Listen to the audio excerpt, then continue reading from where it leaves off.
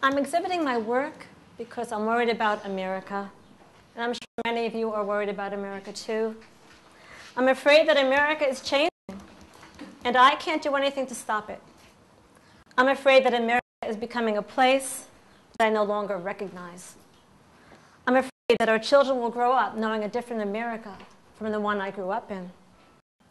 I remember Walter Cronkite, and I remember that the news hour was something really, really important in my house. Why is the news disappearing from the networks? Because corporations own the TV networks, so American news bureaus are disappearing all over the world. When the Japanese attacked Pearl Harbor, and when the Germans marched into Poland, the Americans knew who the enemy was. For the first time in American history, we are fighting an enemy that most people know nothing about, namely Al-Qaeda. Who are these people? What do they want? Why do they hate us? Why don't we know about them? How many of them are there? How are they able to attract new adherents? Where is the news? We have soldiers on the ground in Afghanistan, and we have no idea from day to day how the war is going. What town are our soldiers in? How are the civilians doing? Are we winning or are we losing? Why don't we know? Where is the news? According to the Pew Research Center, only 60% of the American people get from the computer. That means that 40% of the American people still get their news from television, which mostly covers local news. Where is this leading us? What is going to happen to America with an uninformed public? What is going to happen to America? And with that, I want to start at my first installation called Oh, Can You See?, which comes from our national anthem. As you see, we have a TV set, a veil, and an article.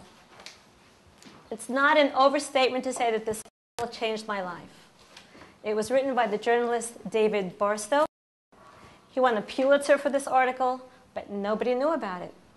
It wasn't announced on network news. Why is that? What was he saying?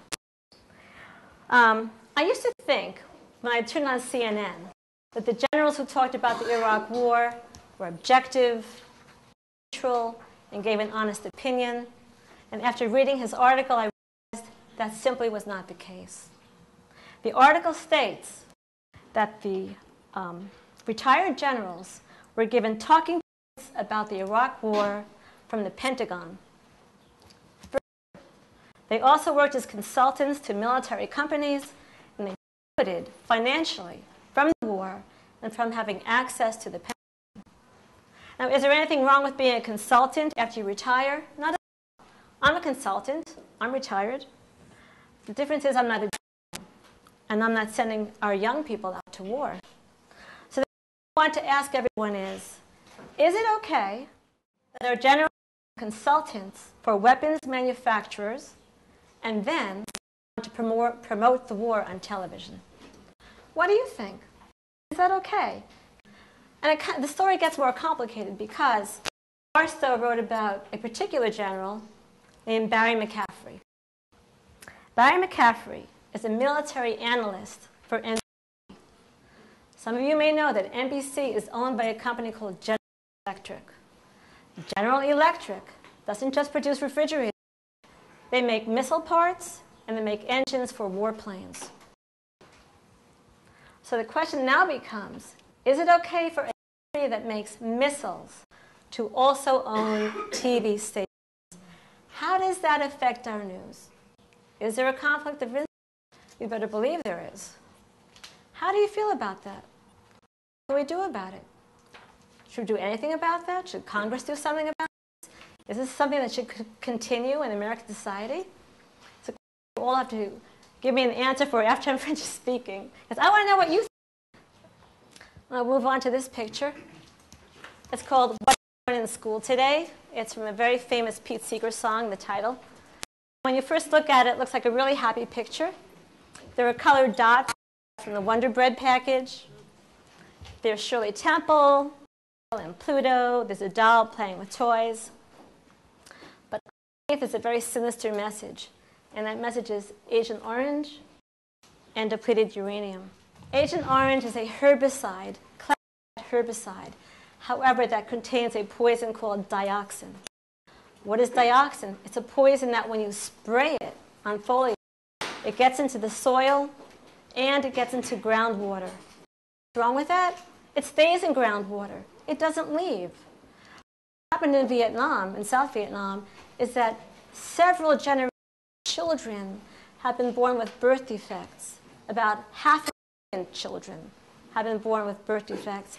I don't think it's okay with the people. I don't think we had any idea that this legacy of the war will continue. And as for depleted uranium, what is it? Heard of it before? I found it in a little article in the New England paper, and I said, what is that? It's it comes from a tank during the Gulf War, and it's so hot it goes through an enemy tank. But what happens, since it's made from uranium, the radiation bursts upon impact and it becomes airborne. Now, as you know, uranium is radioactive, so the particles went into the air, went into the soil, and also in Iraq. There are many children being born with birth defects, and a lot of our soldiers breathe the air, and they also have a lot of health problems. And again, we know this. Why don't we know this? Why is it a secret? It shouldn't be a secret. And we should demand an end to these horrible, horrible weapons. That's a lighter topic. This painting is called Home on the Range, again from an American Home on the Range. And it's really a spoof. This is supposed to be a funny painting, not too funny either. It's a spoof on a very famous painting by Wood called American Gothic. He did this painting about 100 years ago. Typical farm couple, a typical Midwestern farm couple. So I took his idea and I upgraded it to the contemporary American, who are a couple of couch potatoes on their recliners looking at television. It may sound familiar to some of us. But what's wrong with this picture? On their living room wall is the map of America. That's all they see, and that's all they hear about on television, news. Their consciousness extends to our borders, and that consciousness ends. America and America only. There's plenty wrong with that. We're part of a larger world.